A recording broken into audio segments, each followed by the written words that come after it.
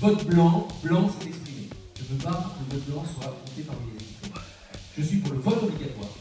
Si on ne va pas voter, on est privé de 3 scrutins. Je peux vous dire qu'aux européennes, ils auraient voté, sinon il n'y avait pas de présidentielle. Mais si on est obligé d'aller voter, qu'on n'est pas content du choix, qu'on ne sait pas, vote blanc exprimé. S'il y a 20% de vote blanc, le président qui est élu, je peux vous dire qu'il aura chaud aux fesses et il bossera dardard.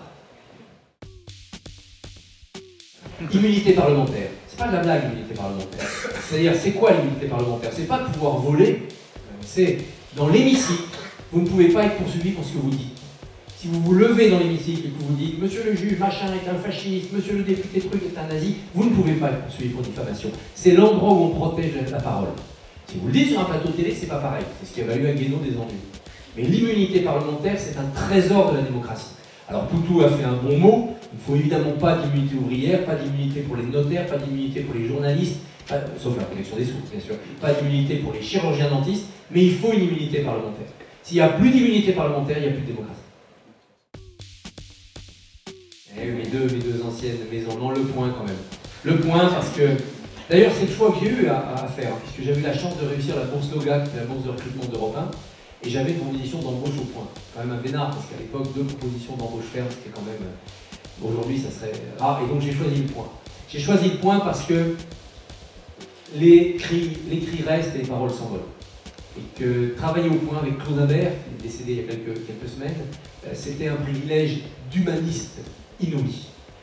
Europe 1, c'était une vie de cow-boy, c'était fabuleux, j'ai fait des choses excitantes, mais c'était du sable dans mes doigts. Le Point, c'était du marbre à graver.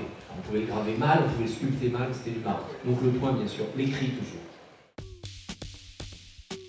Et deux, mon capitaine, c'est la même chose. C'est la même chose. Je peux vous dire qu'avant de lire des médias avec une tablette à 800 € dans votre bain, qui risque de faire plaf si vous le faites tomber, vous continuerez à rester dans le média papier. Le média papier, c'est quoi? C'est je me promène dans le campus de l'EM Lyon avec sous le bras Action française, l'Humanité, Canard enchaîné, Charlie Hebdo, Voici, Gala, Haute Vidéo. J'envoie un signe. Si je suis devant mon smartphone, personne ne sait ce que je dis. Si je me promène avec le Canard enchaîné, je m'affirme. Donc l'affichage social protégera toujours le média papier, le média numérique nous apportera les recettes qu'on n'a plus dans le papier. C'est la même chose, le mot important c'est média. Débat à 7.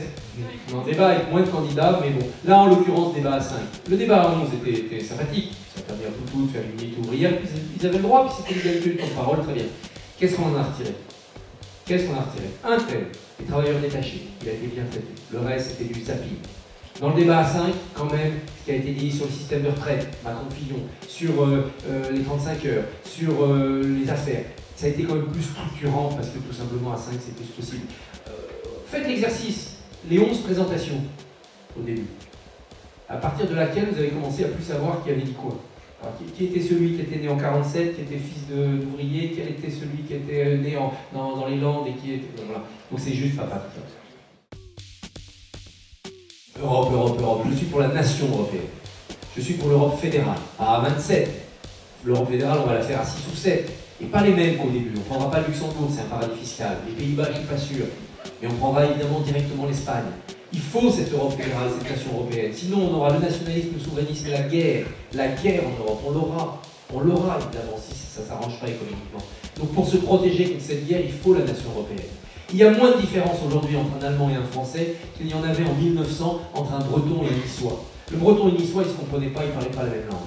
Et donc on envoyait des soldats bretons quand il fallait réprimer des émeutes dans le Midi. Parce qu'ils ne pouvaient pas pactiser, ils ne se comprenaient pas. Aujourd'hui, un Allemand et un Français, ils se comprennent, ils parlent anglais. Voilà. Donc évidemment, l'Europe, vite, vite. Parce que si demain on a 1, 2, 10, 12, 15, 20 Orban dans nos pays, on aura la guerre. Si on a le Frexit, on aura la guerre. La guerre économique d'abord. On fera le franc, on sera écrabouillé par les Allemands, on aura cette guerre économique. Et la guerre économique, ça donne quoi? Ça donne la guerre tout court pour se sortir. Vraiment, mais là je ne plaisante pas, je suis persuadé. Si on ne fait pas plus d'Europe, moi je suis pour la nation européenne, c'est un rêve, mais il faut faire ça. Le passé appartient au prince, il s'appelle Barbarie. L'avenir appartient au peuple, il s'appelle Europe fédérale. C'est le mot de la fin de notre spectacle avec Marc Jolivet, le précédent, on va peut-être regarder dans ce spectacle-là. Et c'est un mot de Victor Hugo en 1849 au Congrès pour la paix à Paris. Je vais vous dire ESCP, parce que... Mais oui, train de buter, comme des choses de pourquoi ESCP? Parce que le MIO est une école formidable, vous avez beaucoup de chance, vous allez en faire des merveilles. Mais le MIO aujourd'hui, ce dont vous profitez, est une école formidablement professionnelle. Dans la multiplicité de ces recrutements, on en parlait tout à l'heure, vous venez partout, vous pouvez aller partout, dans cette pieuvre de compétences qu'est une école de commerce aujourd'hui, vous avez un pragmatisme, un utilitarisme précieux. Vous savez faire des choses, vous savez ce que vous voulez faire et vous saurez le faire. Le SCP, quand j'y étais, dans ce master, qui n'était pas un master comme aujourd'hui, à ce moment-là, mais encore plus normal sup, où j'étais en même temps, c'était des échanges. Le diplôme, je l'ai jamais reçu, je l'ai jamais allé chercher. Je ne dis pas, mais j'ai vraiment un mémoire, je n'ai pas tout rendu, mais j'ai déjà un boulot. Normal sup, à l'époque, ne donnait pas de diplôme. On était normalien, on avait réussi le concours, on n'avait pas de diplôme. Depuis, ils ont dû se mettre aux normes, il y a un truc. Et c'était l'abbaye de Thélègue. C'était une collectivité d'être, on était là et on parlait, on vivait ensemble et on essayait de grandir ensemble. Donc j'ai cette nostalgie-là, non pas de l'ESCP comme école, mais de ce qu'étaient ces écoles-là, surtout dans Malsup, il y a 30 ans. Poutine. Ça me surprend peut-être, mais Poutine est le président qu'il faut à ce qu'est la Russie aujourd'hui. Trump n'est pas le président qu'il faut à ce que sont les États-Unis, qui est la plus grande démocratie du monde derrière l'Inde, en termes de nombre d'électeurs. Pourquoi Poutine? Parce que la Russie, c'est pas la France, c'est pas la Suisse, c'est même pas la Slovaquie. La Russie, c'est la Russie. Vous pouvez vous retourner et regarder les siècles passés. C'est un pays qui doit se tenir, être tenu. Alors, c'est pas pour ça qu'il faut assassiner les opposants et qu'on renonce au combat pour les droits de l'homme. Bien entendu, c'est scandaleux ce que fait Poutine. Mais c'est la Russie. Et la Russie, c'est un pays qui est en pleine déliquescence démographique, qui est dans un avenir économique très compliqué, notamment par rapport à la Chine, et qui est notre ligne de front sur toute une série de conflits, notamment une bonne part de l'islamisme. Donc Poutine a tort sur beaucoup de choses. Ses méthodes sont évidemment des méthodes brutales, mais dans la lignée des tsars et des communistes. Et donc n'appliquons pas notre critère de lecture à Poutine. Espérons qu'un jour la Russie deviendra une démocratie apaisée et apaisante, comme le sont devenus, il y a déjà bien longtemps, la France, l'Angleterre, du XVIIIe siècle, du XIXe, et puis plus près de nous, des pays comme l'Europe centrale, et bientôt, j'espère, les pays des Balkans.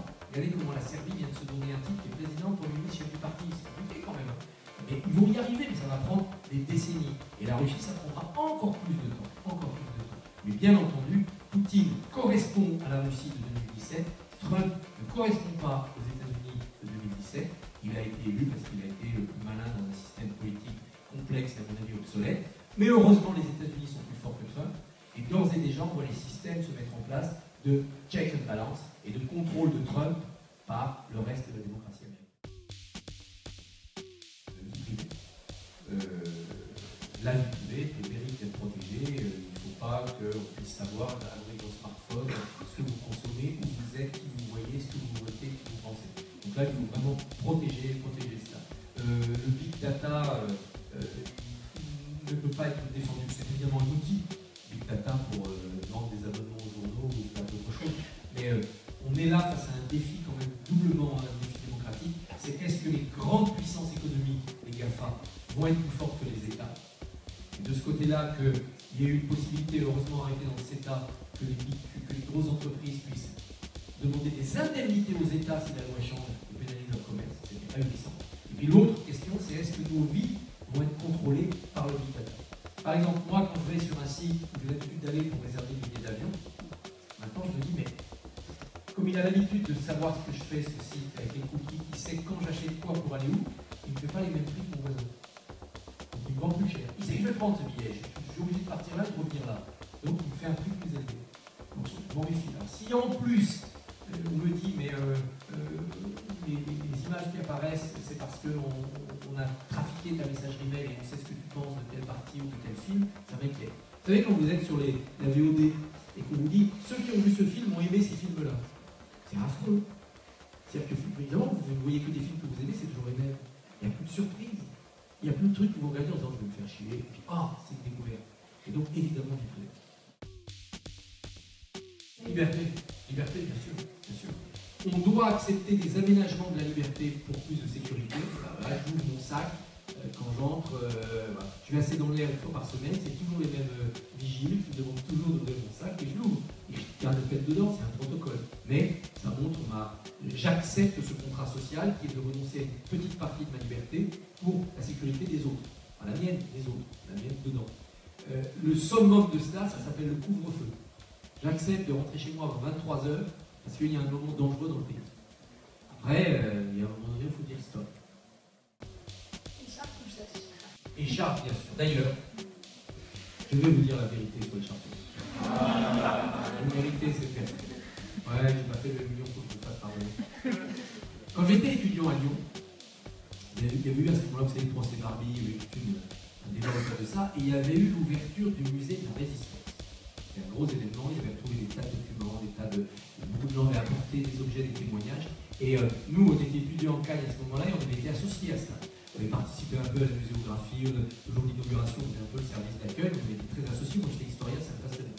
Et donc on avait été associés à ça, et notamment, on a fait les 2 derniers jours quasiment 2 nuits blanches pour que ça soit installé les trucs, tous les cartels, vous savez, avec les dates, les chiffres, les machins. Et donc moi, je me suis retrouvé avec 2 camarades à passer la dernière nuit à passer les derniers coups de pinceau.